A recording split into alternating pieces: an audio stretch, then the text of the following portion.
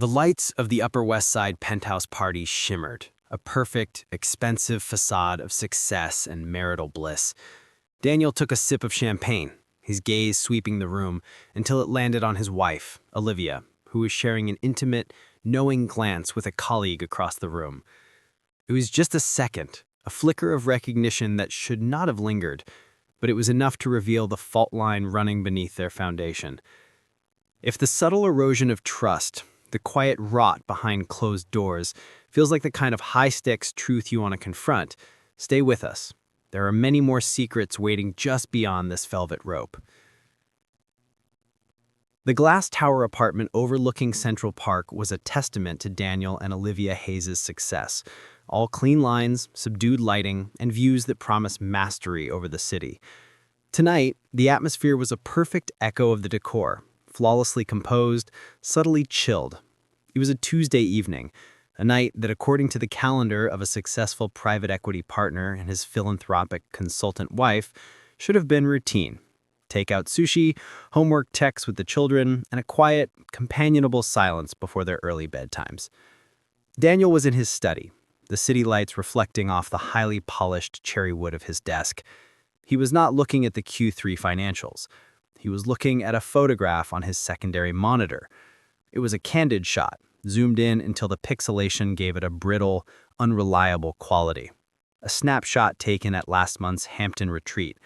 Olivia was standing laughing, her hand resting naturally on the forearm of Ethan Thorne, their architect friend.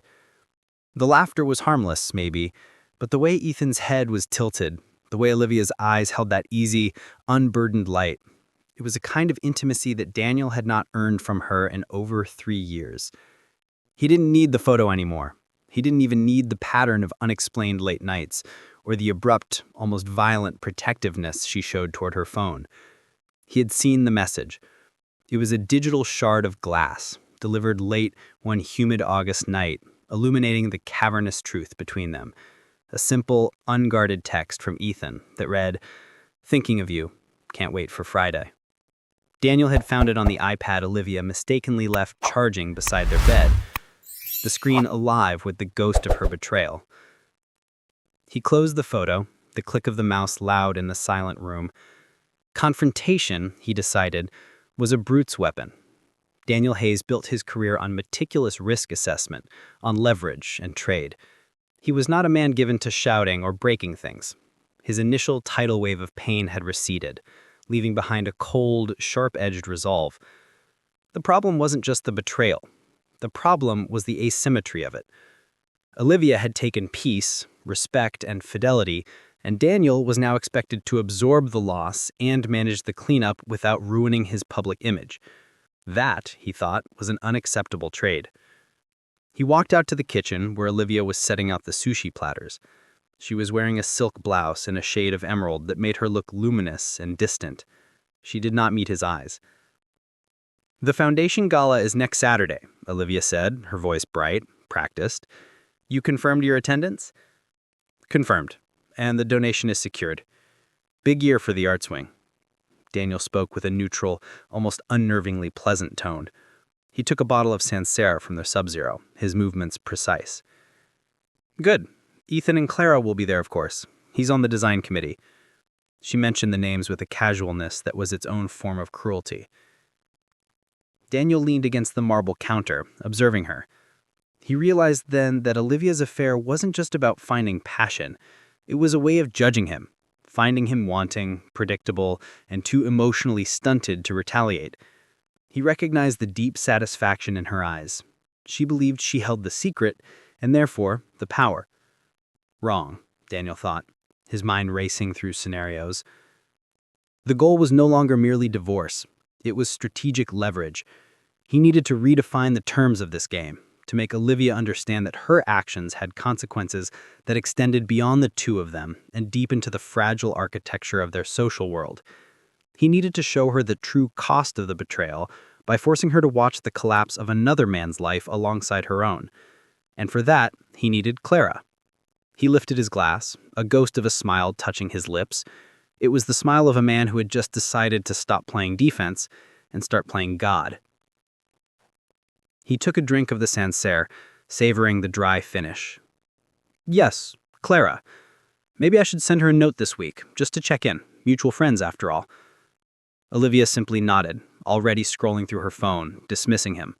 She missed the dark, calculating light in his eyes, the kind of look Daniel reserved for a hostile takeover. The game had begun, and she didn't even know she was on the board. The email Daniel sent to Clara Thorne was a masterpiece of corporate politesse, cloaking predatory intent in the soft, harmless language of charity and social obligation. It referenced the Hayes secured donation to the Met's upcoming Renaissance print exhibition, Clara's purview, and suggested a brief, private coffee to align on the messaging before the foundation gala. He signed off with a casual, almost paternal concern for the stress of the exhibition opening, a subtle acknowledgement of her known fragility. He knew the pressure of New York's cultural sector. He knew she would not dare refuse a conversation about a major financial contribution. The response was swift, professional, and slightly wary. Claire agreed to meet at a discreet cafe in the financial district, far from the familiar, prying eyes of their Westchester social circle. The location itself was a tacit acknowledgement that whatever they were discussing was not for public consumption.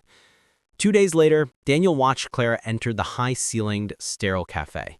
She was dressed in sharp black tailored trousers and a cream silk blouse, her posture perfectly vertical, the armor of a woman who curated not just art, but her own emotional landscape. Her dark, severe haircut framed eyes that were deeply intelligent, but held a nervous, brittle energy like old porcelain too frequently handled. She looked tired, a shadow clinging beneath her lower lash line, and Daniel registered this tiny flaw as a point of access. Ethan was clearly not keeping her happy or safe. They spoke first at the exhibition. Daniel, leveraging his meticulous preparation, asked informed questions about the provenance of the prints, sounding exactly like the discerning patron she expected. This established the facade of competence and common ground, making the eventual pivot all the more jarring. "The Met is lucky to have you, Clara." Daniel set down his espresso cup. His eyes held hers, a steady, deliberate gaze that sought not to intimidate, but to communicate a gravity that transcended small talk. "Ethan's work is concrete. Mine is fragile, easily misunderstood." "Nothing is more fragile than the structure we build around our private lives," Daniel countered, his voice dropping slightly, losing the boardroom tenor. He leaned forward, not aggressively, but confidentially. "Clara, I didn't ask you here to talk about Renaissance lithographs. I asked you here because I believe you and I are currently standing on the same ledge." Clara Thorne froze. The effect was immediate and absolute, mirroring the description Daniel knew would define their confrontation with his wife later. Her hand, which had been lifting her cup, stopped mid-air. Her composure did not shatter, but it cracked. The nervous energy in her eyes crystallized into fear. "I don't understand, Daniel," she whispered, her gaze darting away, settling on the silver gleam of a nearby sugar dispenser. "Yes, you do," he stated simply. "You've been managing the periphery of Ethan's distractions for months. The late nights that turned into overnights, the hurried emails, the abrupt, inexplicable tension at home. I have the same list of symptoms, only my patient is Olivia." He watched her carefully. She didn't deny it. Instead, a wave of profound, cold realization washed over her face, eclipsing the fear with a deep, silent anguish. The moment she confirmed his knowledge with her silence, Daniel felt a strange, detached surge of power. This was not the rage of the betrayed husband. This was the calm satisfaction of the strategist whose theory had just been empirically validated. "I know about the affair, Clara, with Ethan. And I know about the affair, Clara, with Olivia. It's been happening for a year. A quiet, destructive symmetry." Clara lowered her coffee cup with excruciating slowness, the delicate porcelain clicking against the saucer. She finally met his eyes, and the question she asked was not about how he knew, but about why he was telling her. "Why me, Daniel? Why not her?" "Because Olivia and I are already enemies in this conflict. We are too far gone for truth to be useful between us. But you and I," Daniel said, leaning back slightly, inviting her into the complicity, "we are collateral damage, and I believe in salvaging what we can. Our reputations, our children's peace, our dignity. I have no intention of letting Olivia and Ethan conduct a messy, public implosion that destroys everything we have built while they walk away with a flimsy, guilt-ridden happiness. He presented his proposition then, not as a desperate plea for vengeance, but a cold business arrangement. I am going to divorce Olivia. I will pursue full custody and a settlement that reflects her moral failing, but I won't rely on a messy courtroom battle that leaks into the papers and ruins our lives. I need leverage. I need a clean narrative. I need the social consensus to be on my side. And you want me to... what? Clara asked, her throat visibly tight. I want a public front, a temporary strategic alliance. I want them to see us together, you and me, at the gala, not as lovers, God forbid, but as two people who found common ground in shared knowledge and quiet resolve. A silent pact. I want them to realize that the damage they inflict is reciprocal. When they see us arrive together, I want Olivia to understand that I am not just a victim. I am the architect of the fallout, and she has lost control of the narrative entirely. Clara stared at the intricate pattern of milk foam in her empty cup. She didn't want revenge. She wanted the life she thought she had back. But Daniel's logic, stark and devoid of emotional sentimentality, was terribly compelling. A clean, contained narrative offered a path to salvage her professional life, her dignity, and her quiet authority in the art world. Facing this reality alone would be professional suicide, painting her as the pathetic, deceived wife. Daniel was offering a shield, a cold, calculated shield. It's the night of the gala, Clara. One entrance, one statement. The alternative is letting them control the moment, letting their guilt define your pain. Clara closed her eyes for a fleeting second, accepting the poison pill of his plan. When she opened them, the fear was still there. But beneath it, Daniel saw a nascent spark of defiance, the kind that only true, profound betrayal can ignite. Tell me the date again, Daniel? The Foundation Gala. She wasn't agreeing to retribution. She was agreeing to self-preservation. And Daniel knew, at that moment, that the most successful trades are built on mutual need, not mutual affection. The weeks following the meeting at the cafe settled into a tense, surreal rhythm within the Hayes household. Olivia was increasingly unnerved by Daniel's sudden, almost zealous attentiveness. The man who had spent the last 3 years in a state of emotional deep freeze now made a point of asking about her day, of complimenting a new dress, of suggesting a shared glass of wine on the terrace. Small, domestic gestures that felt less like intimacy and more like surveillance. His eyes, however, remained empty of the warmth she remembered. They held a cool, assessing quality, like a financier evaluating a distressed asset. This unnerving calmness was Daniel's primary weapon in his psychological warfare. He was predictable in his unpredictability. He never once mentioned the text message, the affair, or even the name Ethan. He simply existed in their shared space, taking up more emotional oxygen than he had in years, forcing Olivia to constantly police her own reactions and communications. One evening, as Daniel was dressing for an impromptu dinner with colleagues, a meeting he had, tellingly, not invited her to, Olivia stood in the doorway of their master bedroom. The air was thick with her unasked questions. "You're going out again?" she asked, trying to sound casual, but the strain made the words sound brittle. Daniel fastened the cufflink, a piece of silver etched with his firm's discreet logo. "Just the usual firm dinner, securing the Rothbard acquisition. Standard procedure," he replied, turning to look at her. He offered a practiced, empty smile. "You know how it is, Liv. Always working." Always working, she thought, remembering that was the exact excuse she had recently given Ethan for a quick weekend trip she had taken alone, a cover Daniel had not questioned. The irony was a bitter taste in her mouth. What truly disturbed Olivia was not the dinners, but the strange, quiet communication Daniel had begun maintaining with the outside world. He was frequently on his phone, not talking, but responding to emails and texts, his thumbs moving with a focused intensity that she instantly recognized. It was the same secretive energy she used when planning a rendezvous or clearing her search history. "Who are you talking to?" she wanted to scream, but she couldn't. Asking would risk opening the door to the truth she desperately needed to keep locked. Meanwhile, Daniel's focus was entirely on Clara Thorne. Their secret pact, sealed over 2 sterile cups of coffee, had necessitated a complex web of quiet communication. They used encrypted messaging apps and obscure email chains to discuss the logistics of the gala. Details about entrance time, proximity, and the emotional tone they needed to project. From Daniel to Clara, subject Renaissance Prince logistics. We should aim for 9:15 p.m., late enough to be noticed but not so late as to appear disrespectful.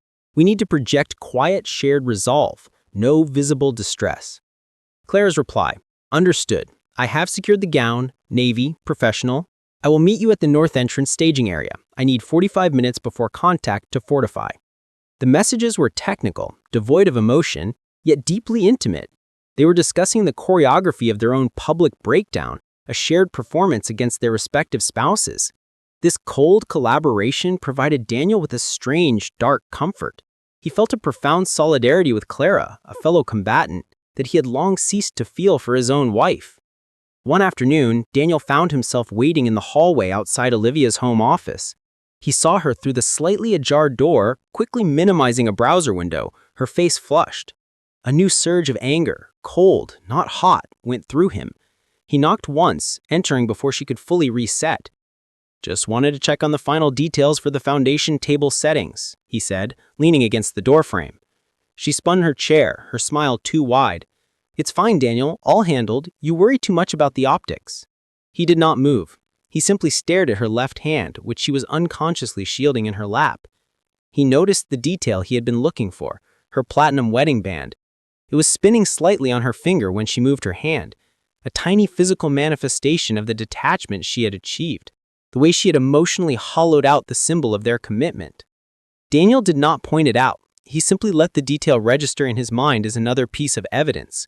This small, visceral observation, the ring spinning on her finger, reflecting the fragility of their bond, was his true currency. You're right, he said, pushing off the frame, his voice calm. I trust you implicitly to handle the optics. I always have. He walked away, leaving Olivia in her office, her breath caught in her chest, wondering why that casual, confident statement sounded less like trust and more like a final, absolute judgment. She worried about the gala, not because of Ethan, but because Daniel was suddenly, terrifyingly paying attention. The pressure was not an external force. It was a tightening helix, twisting from within Olivia's own chest. Daniel's continued, unnervingly pleasant demeanor made the air in their home thick and unbreathable. He was building something, but she couldn't see the blueprint. She only felt the foundation shaking. This anxiety was compounded by Ethan Thorne. Ethan, the man who was supposed to be her escape, her liberation, was proving to be a frustrating mirror of the marriage she was trying to flee. He loved the idea of Olivia, the brilliant, beautiful, slightly dangerous secret, but he was terrified of the logistical demands of reality. 2 nights before the foundation gala, Olivia drove her Mercedes to Ethan's studio in Tribeca, the city feeling oppressive and complicit around her. The studio was a haven of steel and glass, usually a space that felt boundless, but tonight, it felt like a trap. We can't keep doing this, Ethan, Olivia said, turning away from the vast, glittering view of the waterfront, unwilling to let the beauty distract her from the ugly business at hand. The gala is Saturday. We'll be in the same room. With Daniel. With Clara. Ethan was tracing a floor plan with a nervous, manic energy, avoiding her gaze. He was a man accustomed to shaping the skyline, but terrified of structuring his own life. It's fine. We always handle these things. I'll make sure Clara is occupied with the junior trustees. You just focus on Daniel. Focus on Daniel, she repeated, the phrase laced with venom. Daniel is acting like a character from a psychological thriller. He bought me a new necklace yesterday, Ethan. A piece I mentioned once, 6 months ago. He's never paid attention like this. I feel like he's running an elaborate, silent audit on my soul. She needed him to step up, to articulate their future, to provide a structure to replace the one she was so recklessly dismantling. We need to tell them both before Saturday, she pushed, moving toward him. Ethan dropped his charcoal pen. The sound echoed in the high-ceilinged room. No, Liv, not yet. Clara is delicate. The exhibition opening is just weeks away. If I tell her now, she'll crater. She'll make a scene. It will hurt my firm. It will jeopardize my commission with the new museum wing. We have to wait until after the season is over. Olivia felt a deep, sickening lurch of recognition. Ethan was not her savior. He was merely Daniel with better hair and an artistic temperament. He was prioritizing his career and optics, the fear of a messy public disclosure, over her emotional need. So I'm supposed to attend this gala, stand next to my husband, who I believe knows everything, and watch you pretend to be the doting husband to Clara, the woman I've been systematically betraying? Her voice was rising, dangerous and raw. I'm tired of the lie, Ethan. It is suffocating me. Ethan finally looked at her, his expression a mixture of desire and genuine fear. I love you, Olivia, but this is messy. It's always messy. Give me 3 more weeks. Just let us get past this gala. He took her hands, his grip desperate. If we move too fast, we lose everything, including our chance to be together cleanly. She wanted to believe him. She wanted the elegant, clean ending he promised. But his words only highlighted the ugly truth. For them to be together, 2 other people had to suffer maximum public humiliation. And Ethan was more concerned with the timing of the humiliation than the morality of the act. Driving home that night, the highway lights blurring into streaks of gold and neon, Olivia didn't see Manhattan's glamour. She saw a moral swamp. She had traded the predictability of an unloving marriage for the high-stakes anxiety of a selfish affair, and the price felt too heavy to bear. She found Daniel sitting in the living room reading a monograph on European finance. He looked up, his expression serene. "Late night?" he asked, folding the corner of the page he was on. "Just sorting out last-minute logistics for the foundation." She lied effortlessly, the habit so ingrained it was muscle memory. Daniel nodded, accepting the lie with the same casual indifference he had shown for years.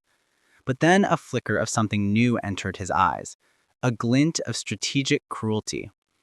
"By the way, I saw Clara Thorne's Instagram story today. She was posting a beautiful close-up of a new acquisition, a small, dark etching. Very moving. I'm thinking of bidding on it." Daniel commented, his tone light. "I'm meeting her briefly tomorrow to finalize a small charitable matter related to the acquisition.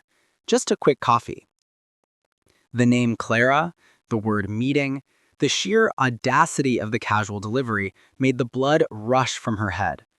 Daniel had never cared about art or Clara Thorne. He barely remembered the names of his children's teachers. But now he was not only interested in her lover's wife, he was meeting her and telling Olivia about it with the nonchalant air of a man announcing he'd bought milk. Olivia's forced calm cracked. "Why would you do that? Why are you meeting Clara?" Daniel raised an eyebrow, feigning surprise at her sudden vehemence. "Mutual interest, Liv. She's a professional. I'm a donor. We're all in the same circle. Why the sudden tension? Are you worried about something, darling?" The question was a bullet. It was perfectly placed, perfectly timed, and delivered with a cool precision that left her paralyzed.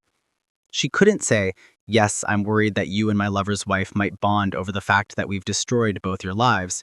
She could only manage a shaky no. Daniel's smile widened slightly, a ghost of triumph. He knew. He absolutely knew.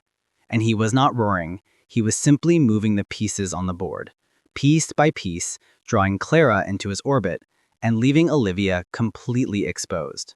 The Foundation Gala was the social apex of the New York philanthropic calendar, a glittering monument to money, power, and the illusion of virtue. Held in the grand ballroom of the Pierre Hotel, the room was a kaleidoscope of black tie formality and 7-figure wealth. Olivia, stunning in a sapphire gown, felt less like a celebrated consultant and more like a woman standing in a spotlight waiting for the trap door to spring open. She had spent the evening in a state of brittle hypervigilance. Daniel had been cordial, attentive enough to avoid suspicion from their peers, yet his focus felt elsewhere, a general's focus on the battlefield rather than his companion. Ethan and Clara were at their assigned table, separated from the haze party by the vast floral centerpiece and a polite distance. Olivia had watched Ethan's interactions with Clara, the casual placement of his hand on her shoulder, the soft smiles. And the performance, which usually infuriated her, tonight only fueled a detached dread. She caught Ethan's eye across the room. He gave her a subtle, reassuring nod. "It's fine, we're safe." A signal that should have calmed her, but only amplified her panic. He thinks we're safe because he thinks Daniel is a fool. The speeches had ended. The post-dinner schmoozing had begun. Olivia was chatting with the Foundation CEO when she heard a subtle but distinct shift in the room's ambient hum. It was the sound of coordinated attention, 1,000 wealthy, bored people finding something truly interesting to look at. She followed the subtle turning of heads, first the service staff, then the junior executives, then the senior partners, all converging on the grand entrance doors. Daniel, who had been discussing municipal bonds with an elderly investor, suddenly excused himself with a murmured apology. He didn't look at Olivia. He simply walked toward the entrance, his pace measured, his back perfectly straight. And then they arrived. Clara Thorne stood in the marble archway, framed by the velvet drapes and the dazzling chandelier light. She was wearing the navy gown she had mentioned, structured, severe, and devastatingly elegant. But she was not alone. She was on Daniel's arm. Olivia's world did not crash. It froze. The title's promise was delivered in an absolute, crushing silence that seemed to descend around Olivia, drowning out the string quartet and the clinking of crystal. She didn't gasp or flinch. Her expression became utterly blank, the muscles of her face paralyzed by the sheer, cold shock of the sight. Daniel, her predictable, emotionally deficient husband, had just walked into the room not with an attorney, but with the wife of her lover. The visual statement was everything Daniel had engineered it to be. They walked slowly, their steps synchronized. Daniel's hand rested lightly on Clara's lower back, not an intimate touch, but a proprietary one, signifying a profound, mutual solidarity. They were not smiling with false gaiety. They were expressions of calm, unassailable resolve, like diplomats signing a devastating peace treaty. The room, famous for its calculated indifference, became a silent jury. Everyone understood immediately. This was not a social accident. This was a statement of alliance, a public declaration of war, meticulously timed and executed. Olivia's gaze locked onto Ethan's, who was across the room near the bar. Ethan was equally immobilized, his face losing all color.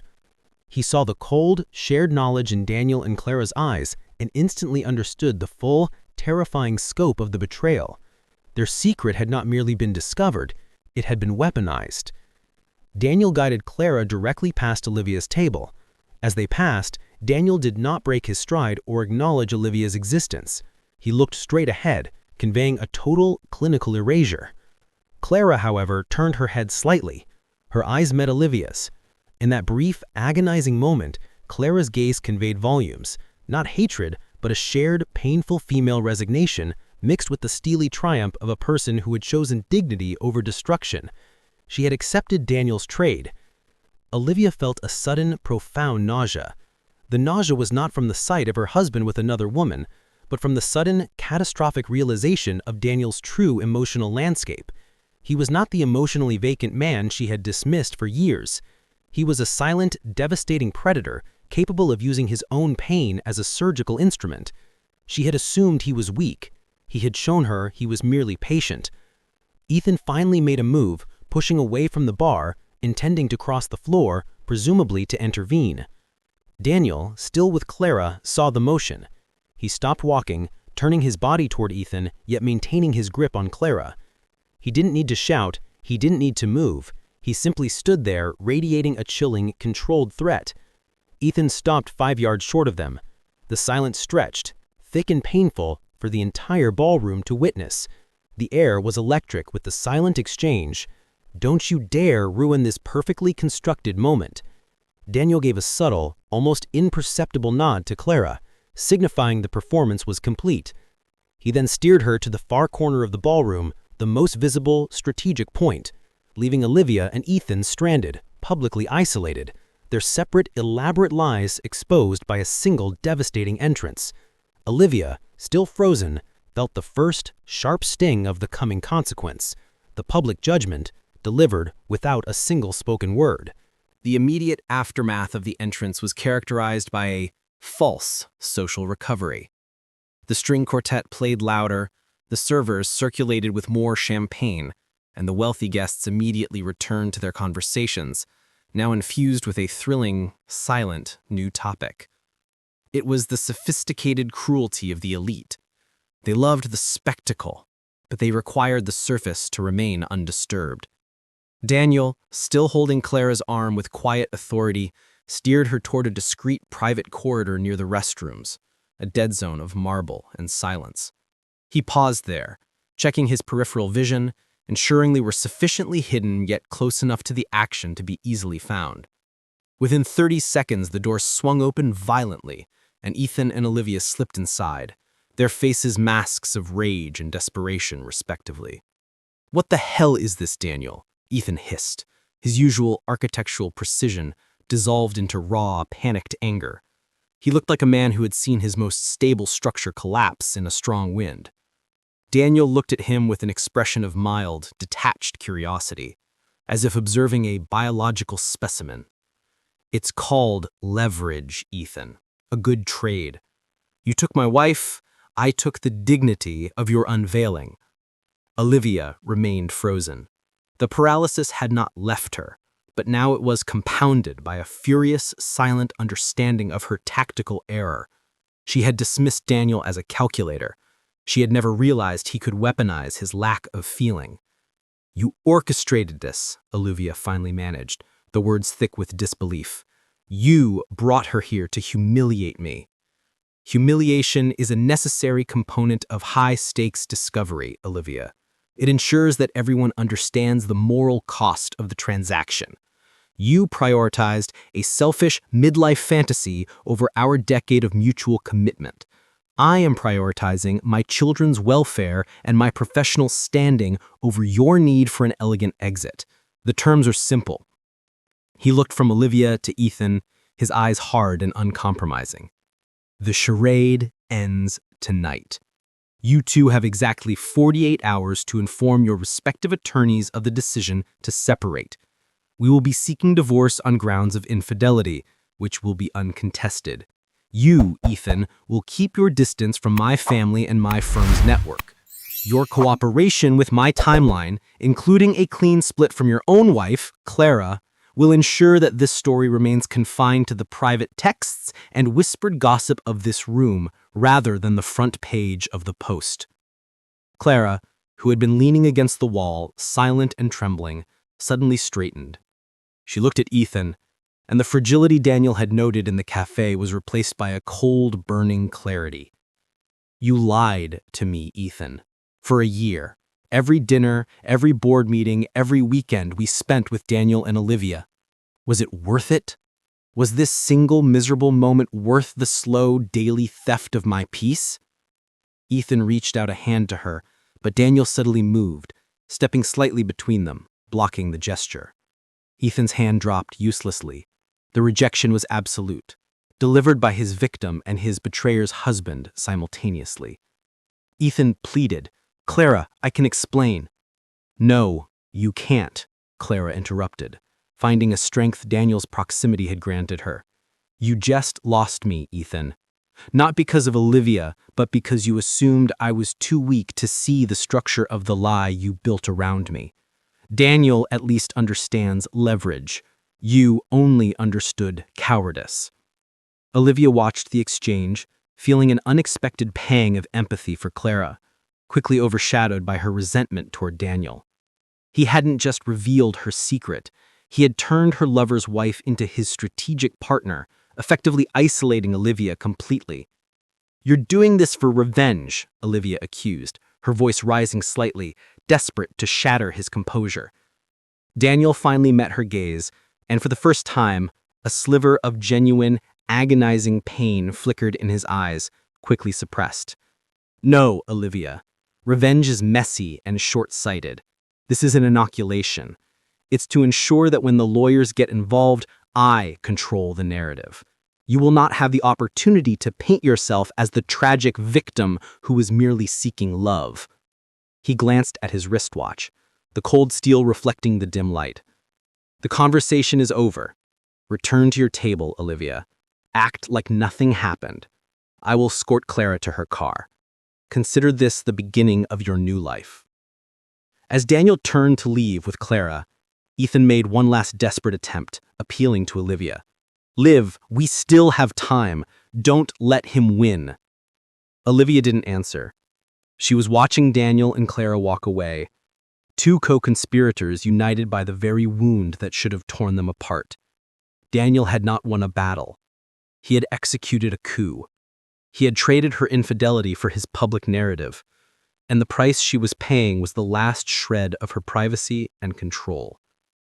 She was left standing in the silent corridor with the man who claimed to love her, but whose desperation now felt like a greater burden than Daniel's hatred. The news, initially confined to the hushed conversations among the city's elite, bled onto social media within hours of the gala's close. Not in explicit headlines, but in cryptic, knowing captions accompanying blurred photos of Daniel and Clara Thorne leaving the Pierre. The real power moves are always silent. Trading up is the new divorce. Westchester just exploded. The narrative was immediately out of Olivia's control, shaped by the cold precision of Daniel's entrance. He was cast as the dignified, quietly powerful victim, while Olivia was positioned as the reckless, self-serving betrayer. Olivia spent the next 2 days in the vast, silent house, feeling less like its owner and more like a prisoner. The sheer volume of unanswered calls and texts from friends who wanted to gossip, colleagues who wanted to distance themselves, and her children's school administrator was a paralyzing wall. She felt the heavy hand of social judgment pressing down, isolating her in a way she had never experienced. She had worried about the drama of the affair. She had not prepared for the calculated, societal shunning orchestrated by her husband. Daniel, meanwhile, was in his study, conducting calls with the focus of a wartime general. He had immediately engaged the firm's top family law specialist, presenting the case with bullet points and documented timelines, a testament to his months of prior planning. He had achieved his clinical goal. The legal process was moving forward with minimal ambiguity and maximum advantage. Yet his victory felt sterile. He walked through the house, past the children's brightly colored toys, past the framed wedding photos, and felt nothing but the vast, cold expanse of his solitude. He had managed the betrayal with perfect execution, but he had failed to manage the loneliness it left behind. His professional success, his meticulously constructed public image, they were all intact, but the person inside that armor felt shrunken, diminished. He received a text message late that evening from an unfamiliar number. It was a photograph, a subtle, close-up shot of a small bronze sculpture displayed on a narrow shelf. Beneath it was a single line. From Clara, thank you for the dignity. I am paying the price privately, but I appreciate not having to pay it publicly. The text was a punch to Daniel's gut. It was a reminder that Clara, a co-conspirator he barely knew, was currently suffering a profound real-world consequence, the dissolution of her marriage, the loss of her home, and yet she was thanking him for managing the fallout. Daniel realized his strategy, meant to secure his honor, had primarily served to ease the pain of a virtual stranger while inflicting maximum damage on the woman he once swore to love. He went downstairs to the kitchen. Olivia was there, staring out the darkened window at the manicured backyard, holding a lukewarm cup of tea. They were two silent figures, separated by a chasm of mutual destruction. The papers will be ready by Friday, Daniel said, his voice flat. The terms are equitable, but they reflect the uncontested grounds. We can manage the children's schedule without a formal hearing if you agree to the residency terms. Olivia turned, her eyes red, but devoid of tears. She was past that stage. You didn't have to do this, Daniel. You could have just asked for a divorce. You didn't have to destroy Ethan and Clara, and you didn't have to make me the public villain. I didn't make you the villain, Olivia. You committed the actions that defined the role. I simply controlled the distribution. I made sure the world saw the cost of your choices. And what was the cost of yours? She shot back, a sudden surge of strength entering her voice. You bought yourself a clean narrative. You traded your integrity for a favorable asset split. But look at you, Daniel. You're standing in your massive empty house, talking to a legal team instead of a wife, communicating in encrypted text with another man's wife, and you think you won? The observation hit him with brutal accuracy. He realized that the victory, meticulously engineered and perfectly executed, tasted of ash. He had gained financial and social control, but he had confirmed the truth she had sought to escape. He was ultimately a man who saw relationships only in terms of leverage and transactions. He was the king of the empty castle. He did not reply. He merely nodded, a final, weary acknowledgement of her painful truth. 1 year later, the sterile glow of the Manhattan family courtroom was the backdrop for the final act of the Hayes marriage. The divorce papers, signed and filed, lay in a neat, thin stack on the mahogany table, a ridiculously small physical representation of the 10 years they had shared and the collateral damage they had inflicted. Daniel was no longer the man whose eyes held a flicker of suppressed pain. He was merely professional. He had successfully secured the most advantageous custody and financial settlement possible, ensuring the children remained primarily based in the Westchester home and that his firm's assets were fully protected. His victory was complete, but it had carved the life out of him. He carried the weary success of a man who had won a war only to find the conquered land barren. Olivia was equally transformed. She had moved back into a loft in Tribeca, closer to the city's art and publishing world, seeking a career as a writer, the ambition she had suppressed during her marriage.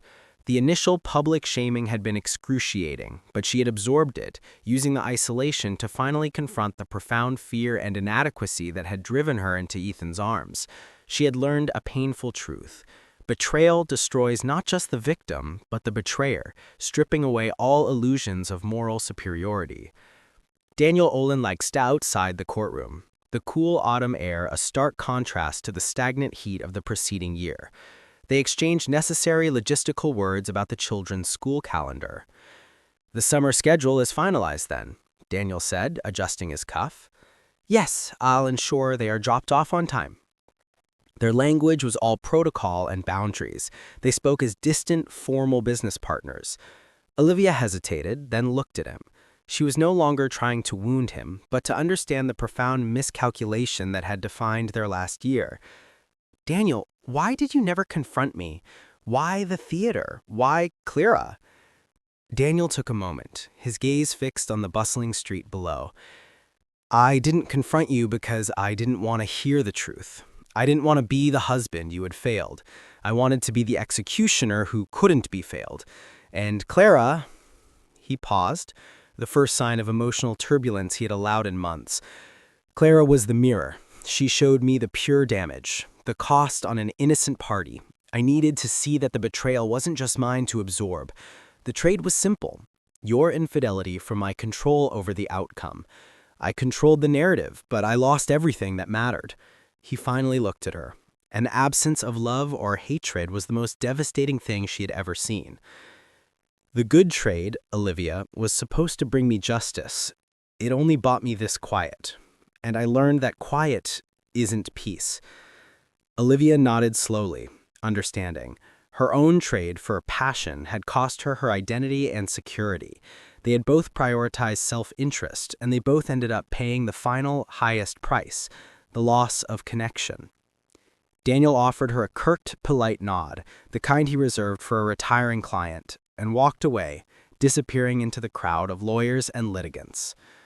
Olivia remained by the courthouse steps, watching the traffic. She was single, professionally redirected, and ethically chastised. She had achieved a painful kind of liberation, but it was steeped in loneliness. She pulled out her phone and opened her draft of a new chapter, a story about the aftermath of betrayal, about the cost of freedom. She didn't romanticize the affair. She focused on the quiet, devastating integrity of Clara and the terrible solitude of Daniel. The final scene of the story faded to Daniel, alone in his grand, empty Westchester home. Late that evening, he sat in the opulent study, not looking at his spreadsheets, but at a faded image of himself and Olivia, 10 years ago, on their wedding day, younger, naive, and genuinely happy. He picked up the frame, noting his own smiling face, then placing it back down.